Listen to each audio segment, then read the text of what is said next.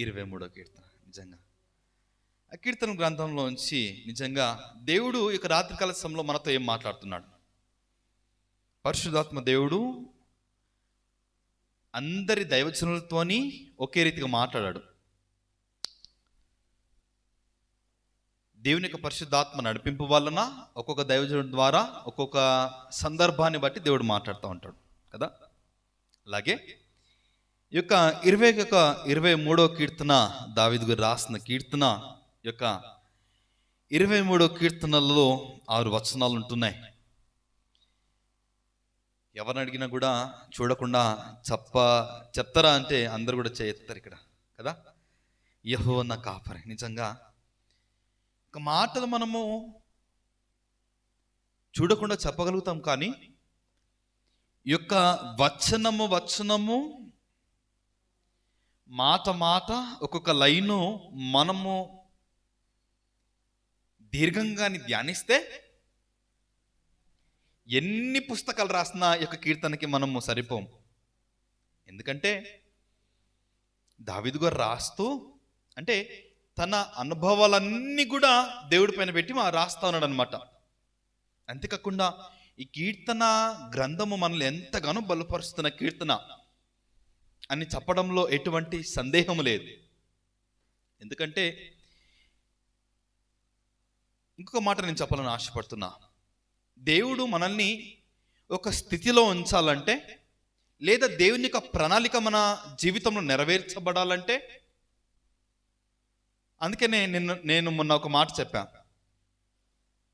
ఈ యొక్క క్రీస్తు మార్గము ఏదైతే ఉంటుందో అది విశాల మార్గం కాదు, ఇరుకు మార్గము. ఆ యొక్క అనుభవంలోనికి ఎవరు కూడా రారు. ఇరుకు మార్గంలో పోవాలంటే కూడా ఎవరు కూడా ఇష్టపడరు. కానీ ఇరుకైన మార్గము విశాల మార్గము. ఇరుకు మార్గమే విశాలమైన మార్గము. అలానే నేను ఏదైతే చెప్పినానో, దేవుని యొక్క ఉద్దేశాలు, దేవుని యొక్క చిత్తము నెరవేర్చబడాలంటే మనం ఇరుకు మార్గంలో ప్రవేశించబడాల్సిందే. ఆమేన్. చూడండి, నిజంగా ఒక ఎగ్జామ్ రాయాలంటే బిడ్డలు, లేదా ఒక గవర్నమెంట్ పోస్టో లేదా సెంట్రల్ పోస్టో ఏదైనా దాంట్లో మనము ఆ యొక్క స్థానాన్ని మనం సంపాదించాలంటే అది సామాన్యమైన ఏమంటారంటే సామాన్యమైనది కాదు. ఎంత కష్టపడాలంటే గంటల తరబడి ఐపీఎస్ ఆఫీసులు, గ్రూప్ 1, గ్రూప్ 2 ఇవన్నీ కూడా వాళ్ళు, నేను మా ఫ్రెండ్తో కలిసి నేను ఆ యొక్క కోచింగ్ సెంటర్కి వెళ్ళినప్పుడు అక్కడ చిన్న బిడ్డలు కూడా మోసుకొని వచ్చి తల్లిదండ్రులు దానికోసం ప్రిపేర్ అవుతా ఉన్నారు. పెద్దవారి దాకా కూడా, చిన్న యవనస్తుల నుంచి వాళ్ళు ఒకటే ఒక గురి ఏంటంటే ఆ యొక్క పోస్ట్ నేను కొట్టాలని గురి. ఎంత ప్రయాసపడతా ఉంటారంటే, మేము కూడా ఒకరిని మేము కలవడానికి వెళ్ళినప్పుడు ఆ తండ్రి అంటున్న మాటలు ఏంటంటే, అయ్యా నా కుమార్తె ఒకే ఒక మార్కులో పోయిందని చెప్తా ఉన్నాడు అనమాట. నా కుమార్తెను చూస్తే నాకే ఏడుపు వస్తుందని. అంటే తినడం కూడా పక్కన పెట్టేసి పొద్దున్నుంచి ఏం చేస్తూ ఉంటారంటే చదువు రాత్రి పడుకునేంత వరకు కూడా 2-3 గంటల వరకు కూడా చదువు. ఎందుకు నేను ఈ మాటలన్నీ కూడా నేను చెప్తున్నానంటే, దేవుడు మనల్ని ఒక ఉన్నతమైన స్థానంలో ఉంచాలంటే, నీవు దేవునికి నమ్మకంగా ఉంటున్నావు, అయినా దేవుడు ఎప్పుడు కూడా మనల్ని పరీక్షించే దేవుడు కానీ పరిశోధించే దేవుడు కాదు మనల్ని. ఆమేన్. కాబట్టి ఈ యొక్క విశ్వాస ప్రయాణంలో మనం ఉంటున్నప్పుడు అనేకమైన శోధనలు, అనేకమైన నిందలు, అనేకమైన అవమానాలు, అనేకమైన ఒంటరితనము, అనేకమైన కృంగుదల వచ్చినప్పుడు మనం ఏ విధంగా ఉండాలంటే ధైర్యంగా ఉండాలి. హల్లెలూయా. దావీదు గారు రాస్తూ, యెహోవా నా కాపరి, నాకు లేమి కలుగదు. ఎంత మాట చెప్తున్నాడు చూడండి. అంటే ఇతను ఈ యొక్క అనుభవపూర్వకంగా రాస్తున్న మాటలు అన్నమాట ఇవన్నీ కూడా. ఎందుకంటే ఒకనొక స్థితిలో దావీదు గారు గొర్రెలు కాస్తూ ఉంటున్న సమయంలో గొర్రెల్ని ఏ విధంగా తీసుకువెళ్ళాలో గొర్రెల కాపరికి మాత్రమే తెలుసు. అంతేకాకుండా గొర్రెలు ఎప్పుడైనా చూస్తే దాన్ని తినడం మనం చూస్తే కనుక అవి ఎప్పుడు కూడా తలంచుకొని తింటా ఉంటాయి, అవునా?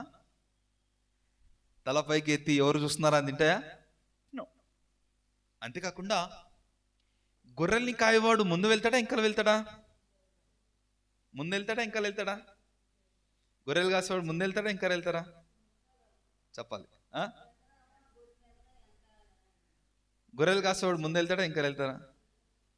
పాస్టర్ గారు, శ్యామ్ కిషోర్, గొర్రెలు కాపురు ముందు వెళ్తాడా ఇంకా వెళ్తాడా?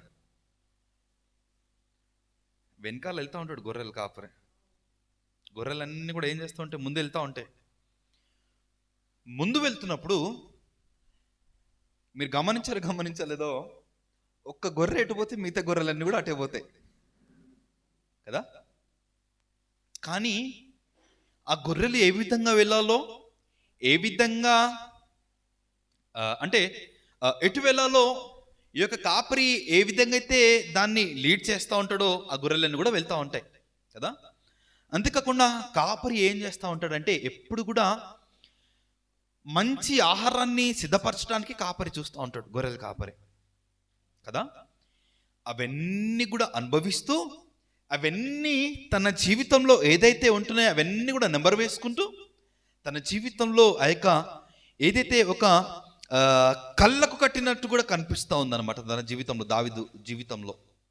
అంతేకాకుండా దావీదు గారు ఏమని పోల్చుకుంటున్నారంటే ఒక గొర్రెలాగా పోల్చుకుంటూ, కాపరిగా ఎవరిని పోల్చుకుంటున్నారంటే దేవుని పోల్చుకుంటా ఉన్నాడు. హల్లెలూయా. తన జీవితాన్ని ఏ విధంగా దేవుడు మలుస్తున్నాడో, అంతేకాకుండా దావీదు కూడా ఏ విధంగా దేవుని సన్నిధిలో నమ్మకంగా ఉన్నాడు అని మాటలు యొక్క దేవుడి సన్నిధానంలో బయలుపరుస్తున్న మాటలు జాగ్రత్తగా విందాం. నిజంగా ఈ యొక్క మాటలు మనల్ని ఎంతగానో బలపరుస్తున్న మాటలు. యెహోవా నా కాపరి, నాకు లేమి కలగదు. నిజంగా యెహోవా మన కాపరిగా ఉంటే మనకి ఏది కూడా కలిమి లేకుండా ఉంటుంది. ఎందుకంటే అందుకనే యోహాను సువార్తలో ఒక మాట, చక్కని మాట, 10వ అధ్యాయం 11వ వచనంలో ఆ మాట ఒకసారి మనం చదువుదాం. నేను గొర్రెలకు మంచి కాపరిని, నేను గొర్రెలకు మంచి కాపరిని, నేను గొర్రెలకు మంచి కాపరిని. అంతేకాదు కానీ మంచి కాపరి తన గొర్రెల కోసం ఏం చేస్తాడంట? తన ప్రాణాన్ని కూడా అర్పిస్తాడంట. హల్లెలూయా. ఎందుకు ఈ మాటలు నేను చెప్తున్నానంటే, దావీదు మహారాజు కూడా ఒకానొక సందర్భంలో తను గొర్రెలు కాస్తున్నప్పుడు ఏమొచ్చిందంట? చెప్పాలి. సింహం వచ్చినప్పుడు ఏం చేస్తా ఉన్నాడు? దాన్ని చీల్చి వేసినట్టు చూస్తూ ఉంటున్నాం. ఎందుకోసము? తన గొర్రెల పైన ఏం చేస్తా ఉన్నాయి? దాన్ని దాడు చేస్తున్నప్పుడు సింహాన్ని ఏం చేస్తున్నాడంట? తను చీల్చి వేస్తున్నట్టు చూస్తుంటున్నాం. హల్లెలూయా. అంతేకాకుండా ఇంకొక సందర్భంలో ఎలుగుబంటి వచ్చినప్పుడు కూడా ఏం చేస్తా ఉన్నాడు ఆయన? దానిపైన ఎదురుపడి దాన్ని చీల్చినట్టు చూస్తూ ఉంటున్నాం కదా. అందుకని నేను గొర్రెలకు మంచి కాపరిని. మంచి కాపరి తన గొర్రెల కోసం ఏం చేస్తాడంట? తన ప్రాణాన్ని అర్పిస్తూ ఉంటాడు. హల్లెలూయా. మన దేవుడు కూడా అర్పించున్నాడా లేదా? తన గొర్రెల కోసము అర్పించున్నాడు. హల్లెలూయా. అంతేకాకుండా దావీదు గారు రాస్తూ, యెహోవా నా కాపరి, నాకు లేమి కలగదు. ఎప్పుడైతే ఆయన నా కాపరిగా ఉంటాడో, నిజంగా నేను గొర్రెలు కాస్తున్నప్పుడు ఏదైతే సింహం వచ్చిందో, ఎలుగుబంటి వచ్చిందో, నాకు కాదు, నా గొర్రెలకి ఏం కాకుండా చేస్తున్నాడు, నా ప్రాణంకి కూడా దేవుడు ఏం చేయకుండా ఆ యొక్క 2 జంతువుల్ని జయించగల శక్తి నాకు ఇచ్చాడని ఇక మహారాజు గారు చెప్పిన రీతిగా చూస్తున్నాం. హల్లెలూయా. పచ్చిక గల చోట్ల ఆయన నన్ను పరుండ చేయుచున్నాడు. హల్లెలూయా. శాంతికరమైన జలముల యొద్ద ఆయన నన్ను నడిపించుచున్నాడు. పచ్చిక గల చోట్ల నిజంగా గొర్రెల కాపరికి తెలుసు ఏ విధంగా ఎక్కడ మంచి మేత దొరుకుతుందా అని చెప్పేసి కదా. అంతేకాకుండా ఈ యొక్క గొర్రెల కాపరి ఏం చేస్తూ ఉంటాడంటే, ఎక్కడైతే పచ్చిదనం ఉంటుందో మంచి ఆహారము దానికి ఇవ్వాలని సిద్ధపడతా ఉంటాడు కదా. ఆఫ్టర్ ఆల్ ఒక గొర్రెల కాపరే ఆ విధంగా చూస్తున్నప్పుడు, నిన్ను నన్ను సృజించిన దేవుడు, నిన్ను నన్ను పోషించిన దేవుడికి ఏ యొక్క ఆహారం కావాలో, ఏ బిడ్డకి నిజంగా ఎటువంటి ఆహారం కావాలో దేవుడికి తెలియదంటారా?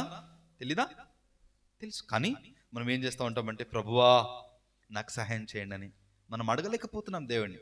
అడుగుడి నీకు ఇయ్యబడును, తట్టుడి నీకు తీయబడును, వెతుకుడి నీకు పొందును, నీవు దొరుకుతుందంటే మనం ఏం చేస్తున్నామంటే ఇవన్నీ మాటలు మర్చిపోయి మనం ఎక్కడ చూస్తామంటే లోకానుసారం చూస్తూ ఉంటాం. ఓహో, మనకు సహాయం ఎక్కడి నుంచో దొరుకుతుంది అని చెప్పేసి.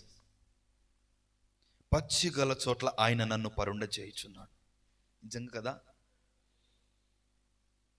దావీదు గారు కూడా తన జీవితంలో ఏదైతే పచ్చదనం ఉంటుందో అక్కడ చూస్తూ ఉన్నాడు, ఎక్కడ మంచితనం ఉందని చెప్పేసి. అంతేకాకుండా శాంతికరమైన జలముల యొద్ద ఆయన నన్ను నడిపించుతున్నాడు. నిజంగా దేవుడు దావీదు పట్ల చేస్తున్న మేలును బట్టి, దావీదు పట్ల చేస్తున్న ఆశ్చర్యకార్యాలు బట్టి ఇవన్నీ కూడా తలసుకుంటూ రాస్తున్న కీర్తన అంటున్నాడు ఆయన. హల్లెలూయా. నా ప్రాణమునకు ఆయన సేద తీర్చుచున్నాడు. ఓ, నా ప్రాణమునకు ఆయన సేద తీర్చుచున్నాడు. కొన్ని గొర్రెల కాపరిని మనం చూసుకుంటే గనక, ఆ గొర్రెల కాపర్లు 10 రోజులు, వారం రోజులు ఏం చేస్తూ ఉంటారంట, ఆ అడవిలోకి వెళ్ళిపోతూ ఉంటారు, ఆ యొక్క ఎడారిలోకి. గొర్రెల గురించి నేను మధ్యాహ్న కాలశంలో అసలు ఏంటి దాని గురించి నేను స్టడీ చేసినప్పుడు, గొర్రెల కాపరంట 10 రోజులు, వారం రోజులు, 20 రోజులు ఆ గొర్రెలు తీసుకుని ఎడారిలోకి వెళ్ళిపోతారంట. ఎడారిలోకి వెళ్ళిపోయి రాత్రి కాగానే ఏం చేస్తూ ఉంటారంట, వారి దగ్గర ఉన్న కర్రలన్నీ కూడా ఆ గొర్రెలు ఎంతైతే హైట్ ఉంటాయో ఆ హైట్ అంతా మాత్రం ఏం చేస్తూ ఉంటారంట, కర్రలన్నీ కూడా పాతేస్తారంట. పాతేసి కర్రలన్నీ కూడా చుట్టి ముట్టిన తర్వాత ఒకే ఒక ద్వారం ఉంటుందంట. అక్కడ ఏంటిది, ఒక ద్వారం ఉంటుందంట. ఆ ద్వారం దగ్గర అంట ఆ కాపరి పడుకుంటాడంట. హల్లెలూయా. ఆ కాపరి ఎప్పుడైతే పడుకుంటాడో ఆ గొర్రెలు బయటికి వెళ్ళాలంటే ఆ కాపరిని దాటుకొని వెళ్ళాలి. ఎవరైనా ఆ యొక్క గొర్రెల్ని దొంగతనం చేయాలన్నా, ఆ యొక్క గొర్రెల పైన దాడి చేయాలన్నా, జంతువులైనా మనుషులైనా చేయాలంటే ఎవరిని దాటుకొని పోవాలి? కాపరిని దాటుకొని పోవాలి. ఓ, కాపరి ఆ విధంగా ఉంటున్నప్పుడు ఆ యొక్క గొర్రెలకి ఏదన్నా సంభవిస్తున్నప్పుడు కాపరి చూస్తా కూర్చుంటాడా? కాదు. ఏం చేస్తా ఉంటాడు? కాపరి దానిపైన దాడి చేయడానికి చూస్తూ ఉంటాడు. హల్లెలూయా.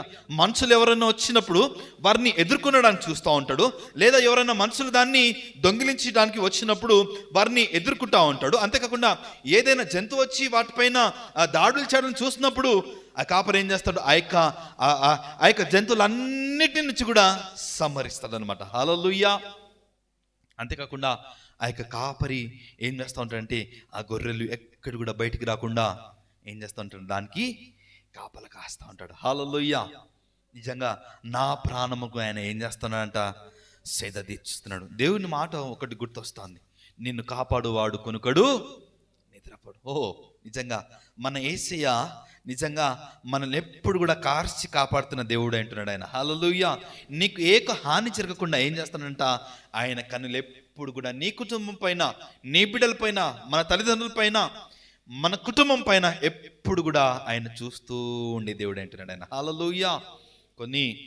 కొన్ని మనము చూస్తే గనక మూతపడిపోయినాయి కొన్ని. తెల్లవారుజామున 6 గంటలకు మాత్రమే తెరుస్తారు, లేదా 9 గంటలకు మాత్రమే తెరుస్తారు. అప్పటి నుంచి మీరు చూసుకోగలరు, లేదా మీరు దాంట్లో ప్రవేశపెట్టగలరని ఆ మాటలు మనం ఉచ్చరించద్దు. కానీ ఆ విధంగా ఉండేవారు కూడా ఉన్నారు కొంతమంది. కానీ మన దేవుడు మాత్రం యెహోవా నిజంగా మనల్ని కార్చి కాపాడుతున్న దేవుడు అంటున్నాడు. అదే రీతిగా దావీదు విషయంలో కూడా దేవుడు అనేకమైన శ్రమలు, ఇరుకులు, ఇబ్బందులు గుండా పోతున్నప్పుడు, అయ్యా మీరు నన్ను చూస్తున్న దేవుడు అంటున్నారయ్యా అని ఏం చేస్తున్నాడు, దేవుణ్ణి తన కాపరిగా తను ఇక్కడ తీసుకున్నట్టు చూస్తుంటున్నాం. తన నామమును బట్టి నీతి మార్గంలో నన్ను నడిపించుచున్నాడు. హల్లెలూయా. గాఢాంధకారపు లోయలలో సంచరించినను ఏ అపాయమునకు నేను భయపడను. ఆమేన్. మనందరం కూడా ఈ మాట చెప్దామా? గాఢాంధకారపు లోయలలో సంచరించినను ఏ అపాయమునకు నేను భయపడను. గాఢాంధకారపు లోయలలో నిజంగా దావీదు గారు నిజంగా గాఢాంధకారపు లోయల్లో సంచరించాడా? సంచరించాడు. సౌలు గారు తరుముతున్నప్పుడు లోయలలో, కొండలలో, గుడారాలలో, గృహాలలో ఏం చేస్తున్నాడంట, అక్కడి నుంచి ఇక్కడికి, ఇక్కడి నుంచి అక్కడికి, అక్కడి నుంచి ఇక్కడికి ఏం చేస్తా ఉన్నాడు, తిరుగుతూ ఉన్నాడు. తరుముతున్నప్పుడు అతని నుంచి తప్పుకుంచుకొని ఏం చేస్తున్నాడంట, అరణ్యంలో కూడా వెళ్ళిపోయాడు. అక్కడ గాఢాంధకారపు లోయలలో నేను సంచరించినను ఏ యొక్క అపాయమునకు నేను భయపడను. హల్లెలూయా. గాఢాంధకారపు లోయ అంటే మనం చూసుకుంటే కనుక మనము కొన్ని ప్రాంతాలకు మనం వెళ్తున్నప్పుడు టనల్స్ అంటారు కదా. టనల్స్ని తెలుగులో ఏమంటారు? గృహలు కాదు, టనల్స్ని ఏమంటారు తెలుగులో? టనల్. స్వరంగ మార్గంలో కొన్ని ప్రయాణాలు ఉంటాయి కదా, స్వరంగ మార్గాలు. ఆ మార్గము మనం వెళ్తున్నప్పుడు ఎంతసేపు మనకి చీకటి కనపడతా ఉంటుంది చెప్పండి? కొన్ని కిలోమీటర్లు, ఒక 5 నిమిషాలు 10 నిమిషాలు కదా. ఆ టనల్ లాగానే, ఆ గాఢాంధకారపు లాగానే ఈ యొక్క దావీదు గారు కూడా రాస్తా ఉన్నారు. గాఢాంధకారపు లోయలో నేను సంచరించినను, ఏ యొక్క అపాయమునకు నేను భయపడను. గాఢాంధకారపు లోయ అనగానే మన ఆత్మీయ జీవితంలో మనం ఎదుర్కొంటున్న సమస్యలు, ఇరుకులు, ఇబ్బందులు. ఆమేన్. మనము ఆత్మీయ జీవితంలో ఉన్నప్పుడు కొన్నిసార్లు మనము ఎదుర్కొంటున్న సమస్యలు దీర్ఘకాలం ఉంటాయి అనుకుంటాం, కానీ అవన్నీ కూడా కొద్ది రోజులు మాత్రమే. ఈ యొక్క టనల్ లాంటివే, ఈ యొక్క గృహ లాంటివే, ఈ యొక్క స్వరంగ మార్గం లాంటివే కదా. దీన్ని చూసి మనం భయపడతా ఉంటాం కొన్నిసార్లు. ప్రభువా, ఏంటి మన జీవితంలో ఇది అనుమతించున్నారు? ఈ శ్రమలు ఏంటిది? ఈ యొక్క మా బిడ్డలు చెప్పిన మాట వినకపోవడం ఏంటిది? లేదా నేను ఏదైతే కార్యం మొదలు పెడుతున్నానో అది ఎందుకు మీరు సఫలం చేయట్లేదని చెప్పేసి దేవుడిని మనం ప్రశ్నిస్తూ ఉంటాం. గాఢాంధకారపు లోయలలో నేను సంచరించినను, ఏ అపాయమునకు నేను భయపడను. మనం భయపడతా ఉన్నాం, కానీ దావీదు మహారాజు గారు ఏమంటున్నారంటే భయపడను అంటున్నాడు.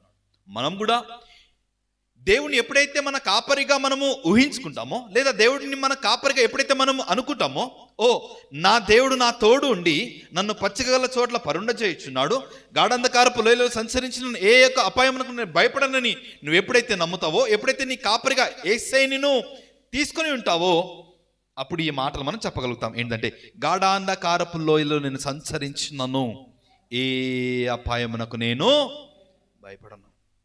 చూడండి, ఒక మాట నేను చెప్పాలని ఆశపడుతున్నా. ఒకవేళ మనము ట్రైన్లో పడుకున్నప్పుడు ఏదైనా స్వరంగం వచ్చిందనుకోండి, అంధకారం కనిపిస్తూ ఉంటుంది. ఒకవేళ ఫస్ట్ టైం కానీ ట్రైన్లో మనం ప్రయాణం చేస్తే ఆ మార్గంలో భయపడిపోతారు ఏంటిదని చెప్పేసి. అలాగే ఒక తండ్రి ఒక కుమారుడు అంట ఒక ట్రైన్లో ప్రయాణం చేస్తూ ఉన్నారు. తండ్రి మాత్రం ఆ యొక్క మార్గంలో అనేక మార్లు వెళ్ళి ఉన్నాడు. కుమారుడు మాత్రం మొదటిసారి వెళ్ళడం ఆ యొక్క మార్గంలో. వెళ్తున్నప్పుడు ఈ యొక్క టనల్ వచ్చింది. టనల్ రాగానే ఏదైతే స్వరంగ మార్గం వచ్చిందో ఆ తండ్రికి తెలుసు అనమాట, ఈ యొక్క ప్రాంతం దాటిన తర్వాత ఇది ఉందని చెప్పేసి, ఇన్ని కిలోమీటర్ల దాకా ఇది ఉందని చెప్పేసి. కానీ కుమారుడికి తెలియదు. ఫస్ట్ టైం కుమారుడు వస్తా ఉన్నాడు. ఊహ అంతా వచ్చిన అప్పుడు ఆ యొక్క గృహ రాగానే, ఆ యొక్క టనల్ రాగానే ఈ కుమారుడు చూసి భయపడుతున్నాడు. నాన్న మొత్తం చీకటి అయిపోయిందని చెప్పేసి. ఆ తండ్రి కుమారుడితో చెప్తున్న మాటలు, నాన్న ఇదొక మార్గము, స్వరంగ మార్గం, ఇదంతా కూడా ఇది కొద్దిసేపు మాత్రమే ఉంటుంది.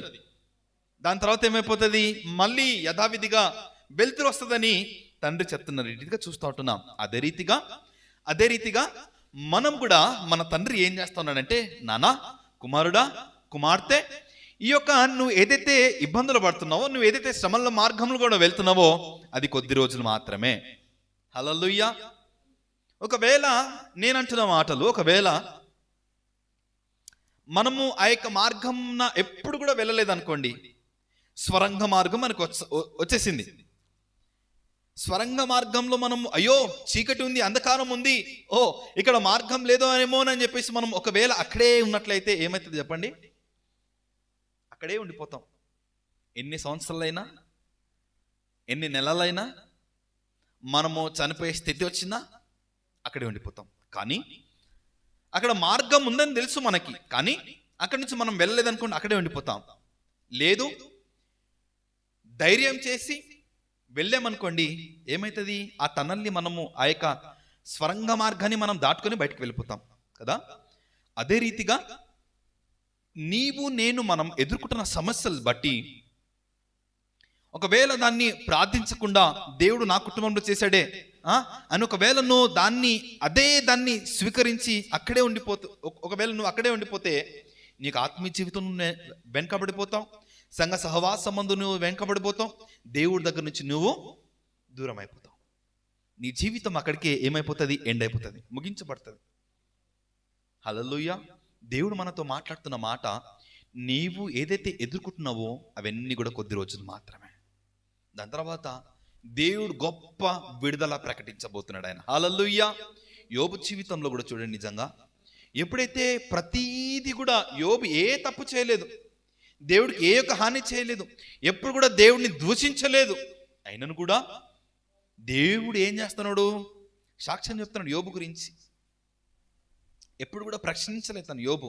కానీ అపవాది ఏం చేస్తుంది, తనకున్న కంచెను తీసివేయమన్నది, తనను శోధించింది, ప్రతి ఒక్కటి తనకున్నదంతా కూడా తీసివేసిన తర్వాత దేవుడు ఏం చేస్తున్నాడంటే అదొక టనల్ ఆయన జీవితంలో, యోబు జీవితంలో, ఒక ఇరుకు మార్గం ఆయన జీవితంలో, యోబు జీవితంలో.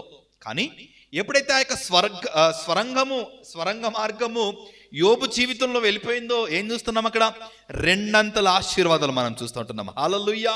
అదే రీతిగా మనం కూడా దేవుడు మన పట్ల ఏదైతే ఉద్దేశాలు నెరవేర్చాలనుకుంటున్నాడో ఈ యొక్క గాఢాంధకారపు లోయలలో మనం ఎప్పుడైతే ప్రవేశిస్తామో ఏ యొక్క అపాయం నాకు భయపడను. ఎందుకంటే నీవు నాకు తోడయ్యుందు. హల్లెలూయా. నీ దుడ్డు కర్ర నీ దండము నన్ను ఆదరించను. హల్లెలూయా. ఎప్పుడైతే మనం గాఢాంధకారపు లోయలలో సంచరించడం కాదు, కానీ ఎందుకు ఈ యొక్క ధైర్యంగా చెప్పగలుగుతున్నాడంటే నీవు నాకు తోడయ్యుందు. ఓ హల్లెలూయా. ఎప్పుడైతే యేసయ్య మన తోడు ఉంటాడో ఉంటాడు ఆయన ఎప్పుడు మనతోడే, ఆయన మనతో నివసించేవాడు అంటున్నాడు ఆయన. హల్లెలూయా. నీవు నాకు తోడయ్యుందువు, నీ దుడ్డు కర్ర నీ దండము నన్ను ఆదరించు. మనం వెళ్తున్న మార్గము ఇరుకు మార్గం అయి ఉండొచ్చు. కొన్నిసార్లు మనం తప్పిపోయి వెళ్తున్నప్పుడు ఆయన దుడ్డు కర్ర ఏం చేస్తూ ఉంటుందంట, దండిస్తూ ఉంటుంది, ఆదరిస్తూ ఉంటుంది. శ్రమల్లో పడినప్పుడు, ఇరుకుల్లో పడినప్పుడు, ముళ్ళ కంచెల్లో పడినప్పుడు గొర్రె ఏం చేస్తూ ఉంటాడు, ఆ యొక్క కర్ర తీసుకొని ఏం చేస్తూ ఉంటాడా, కాపరి దాన్ని బయటికి లాగే ప్రయత్నం చేస్తూ ఉంటాడు. హల్లెలూయా. నా శత్రువుల ఎదుట నీవు నాకు భోజనము సిద్ధపరచదవు, నూనెతో నా తల అంచి ఉన్నావు, నా గిన్నె నిండి పొర్లుచున్నది, నేను బ్రతుకు దినములన్నీ కృపాక్షేమములయ్యొచ్చు. ఎందుకంటే దేవుడు కార్యము ఈ యొక్క దావీదు చేశాడు కాబట్టి, దావీదు పట్ల అనేకమైన కార్యాలు చేస్తూ తన జీవితంలో ప్రతిదీ అనుగ్రహిస్తున్న దేవుడికి ఏం చేస్తానంటే, అయ్యా నేను బ్రతుకు దినములన్నీ కృపాక్షేమములై నా వెంట వచ్చాను. నమ్ముతున్నాడు, విశ్వసిస్తున్నాడు. ఇన్ని రోజులు దేవుడు నా తోడున్నాడు కదా. ఎన్ని రోజులు? గొర్రెలు కాపరి దగ్గర నుంచి, మహారాజు కాడి నుంచి, శ్రమలో తోడున్నాడు, ఇరుకులో తోడున్నాడు, ఇబ్బందుల్లో తోడున్నాడు. ప్రతి విషయంలో దేవుడు ఏం చేస్తున్నాడంటే తోడై ఉన్నాడు. కాబట్టి ఏం చేస్తున్నాడంటే చిరకాలము యెహోవా మందిరంలో నేను నివాసము చేసేదను. హల్లెలూయా. హల్లెలూయా. దేవునికి మహిమ కలుగుగాక. ఈ యొక్క వచనాలన్నీ కూడా మనం చదివినట్లయితే, జాగ్రత్తగా ఇంకా చదివినట్లయితే, దావీదు మహారాజు గారు ప్రతి ఒక్క లైన్ కూడా దేవుడిని నామాన్ని గ్రహిస్తూ దేవుడి మాటలను ఉచ్చరిస్తూ ఉన్నాడు అనమాట. ఏ విధంగా చూద్దామా? మనము మొదటి లైన్ నుంచి మనం చూసుకుంటుందా, యెహోవా నా కాపరి. మనందరం కూడా చెప్దామా, యెహోవా నా కాపరి. యెహోవా నా కాపరి అంటే ఆయన యెహోవా రోహి అయి ఉంటున్నాడు. ఆయన కాపరి అంటే రోహి. అందుకనే దేవుని ఏమని సంబోధిస్తున్నాడంటే, యెహోవా నా కాపరి అంటే యెహోవా నా రోహి అయి ఉంటున్నాడు. ఆయన రోహి, ఆయన కాపరి అయి ఉంటున్నాడు ఆయన. హల్లెలూయా. అంతేకాకుండా నాకు లేమి కలగదు. ఆమేన్. హల్లెలూయా. నాకు లేమి కలగదు అంటే ఆయన యెహోవా ఈరే అయి ఉంటున్నాడు. ఆయన నాకు లేమి కలగదంటే ఎందుకు ఆ మాట చెప్పగలుగుతున్నాడు అంటే, నాకు సమస్తం కూడా ఇచ్చేవాడు అంటున్నాడు ఆయన. ఆయన యెహోవా ఈరే అంటున్నాడు ఆయన కదా. మొదటిగా మనం ఏం చూసుకున్నాం? యెహోవా రోహి చూసుకుంటున్నాం. దాని తర్వాత యెహోవా ఈరే అని చూసుకుంటున్నాం. హల్లెలూయా. అందుకే కూడా యెహోవా నా పోషకుడు ఆయన, అందుకే నేను పోషించేవాడు కనుక నాకు లేమి కలగదు. పచ్చిగల చోట్ల ఆయన నన్ను పరుండ చేయించున్నాడు. అంటే యెహోవా షాలోమ్, పచ్చిగల చోట్ల నన్ను పరుండ చేయించున్నాడు అంటే యెహోవా షాలోమ్, యెహోవాయే సమస్తము కూడా చూసుకున్నవాడు అంటున్నాడు ఆయన. హల్లెలూయా. నిజంగా ఆయన ప్రతి ఒక్క లైన్ కూడా దేవుణ్ణి సంబోధిస్తూ రాస్తున్న మాటలు ఆయన. అందుకుండా నా ప్రాణమునకు ఆయన సేద తీర్చుచున్నాడు కదా. నా ప్రాణముకు సేద తీర్చుచున్నాడు అంటే ఆయన స్వస్థపరిచి యెహోవా అంటున్నాడు ఆయన. యెహోవా రాఫా అంటున్నాడు ఆయన. హల్లెలూయా. నా ప్రాణమునకు ఆయన సేద తీర్చున్నాడు అంటే యెహోవా రాఫా అంటున్నాడు ఆయన. హల్లెలూయా. నీతి మార్గంలో నన్ను నడిపించుచున్నాడు అంటే యెహోవా సికినో అయి ఉంటున్నాడు ఆయన. సికినో అంటున్నాడు ఆయన. యెహోవా మనకు నీతి అయి ఉంటున్నాడు ఆయన. హల్లెలూయా. అంతేకాకుండా నీవు నాకు తోడయుండువు, యెహోవా షమ్మా ఉంటున్నాడు ఆయన. యెహోవా ఏం చేస్తున్నాడు అంటున్నాడు ఆయన? మనకు తోడై ఉంటున్నాడు ఆయన. ఎల్లప్పుడు కూడా మన తోడుండువాడు అంటున్నాడు ఆయన. అంతేకాకుండా నా శత్రుల ఎదుట నీవు నాకు భోజనం సిద్ధపరచు అంటున్నాడు కదా. యెహోవా నిస్సి అయి ఉంటున్నాడు ఆయన. నిస్సి, యెహోవా నా పతకమై ఉంటున్నాడు ఆయన కదా. అంతేకాకుండా నూనెతో నా తల అంటి ఉన్నావు అంటున్నాడు అంటే ఆయన అభిషేకించువాడు ఆయన. హల్లెలూయా. యెహోవా పరిశుద్ధుడు ఆయన. హల్లెలూయా.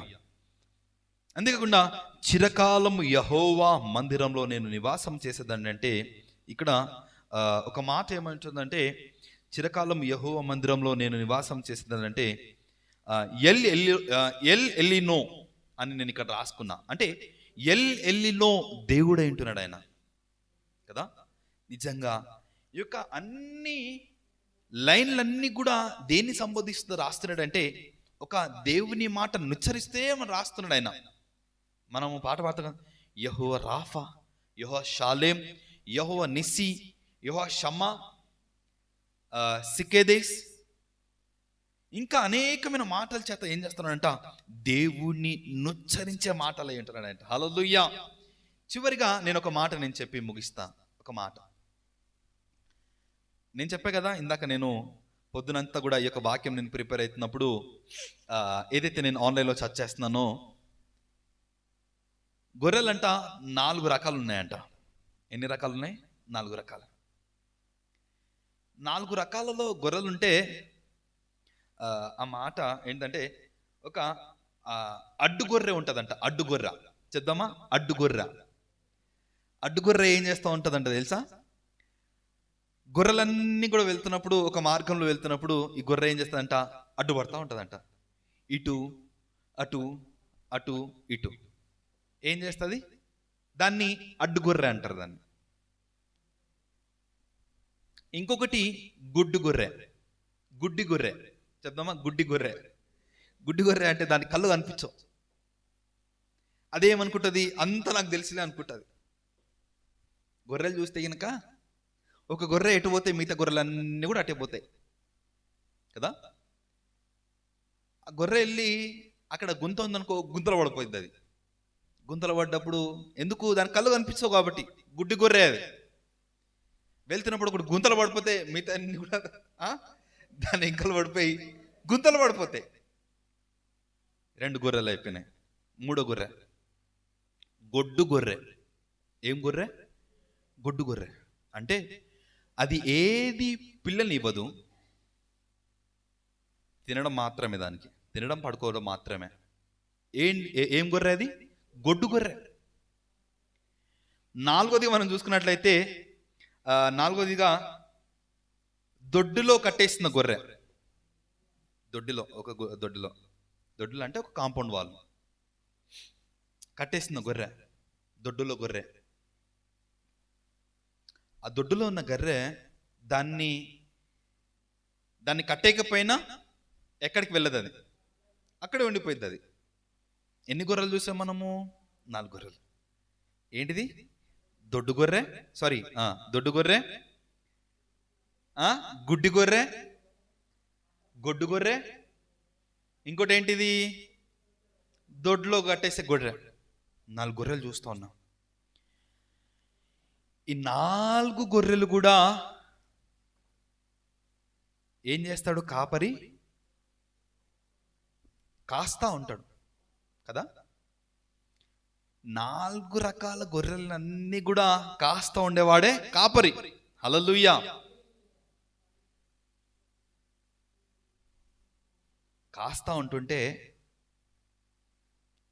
ఏ ఒక్క దాన్ని కూడా కాపరి వదిలేస్తాడా? వదిలేయడు. ఏ ఒక్క దాన్ని కూడా దాన్ని వదిలేవేయడు. నా గొర్రెలను చూసుకుంటా ఉంటాడు. అదే రీతిగా ప్రభు అయిన యేసుక్రీస్తు వారు కూడా నీవు సంఘానికి వచ్చినా, నీవు సంఘానికి రాకపోయినా, ఆయనను ద్వేషించినా, ఆయనను తిట్టినా, ఆయనను అవమానపరిచినా, సంఘానికి రాకుండా ఎన్నో మార్లు నీవు మొరపెట్టినా లేదా మొరపెట్టకపోయినా, సంఘానికి రాకుండా నువ్వు ఎన్నిసార్లు మారం చేసినా, దేవుడు ఏం చేస్తున్నాడంటే, ఓ ఈ బిడ్డ నా బిడ్డనేరా, ఈ బిడ్డ నా బిడ్డనే, ఈ బిడ్డనే నా బిడ్డనే అని చెప్పేసి ఏం చేస్తామంటే అందరినీ కూడా ఏం చేస్తాడంటే పచ్చిక గల చోట్ల ఆయన పరుండ చేసే దేవుడు అంటున్నాడు ఆయన. హల్లెలూయా. గాఢాంధకారపు లోయలను సంచరించినను ఏ యొక్క అపాయమునకు భయపడకుండా ఆ యొక్క కాపరి ఏం చేస్తామంటే మనల్ని కూడా నడిపిస్తాను దేవుడు అంటున్నాడు ఆయన. హల్లెలూయా. గుడ్డి గొర్రెలాగా మనం లేమా? చెవిటి వాళ్ళలాగా మనం లేమా? లేదా గుడ్రాల్లాగా మనం లేమా? అంతేకాకుండా దొడ్డు గొర్రెల్లాగా మనం లేమా? సంఘం నుంచి మనము వెళ్ళిపోవట్లేదు. సంఘాన్ని పాడు చేసే వాళ్ళు గొర్రెలేలా సంఘాలలో.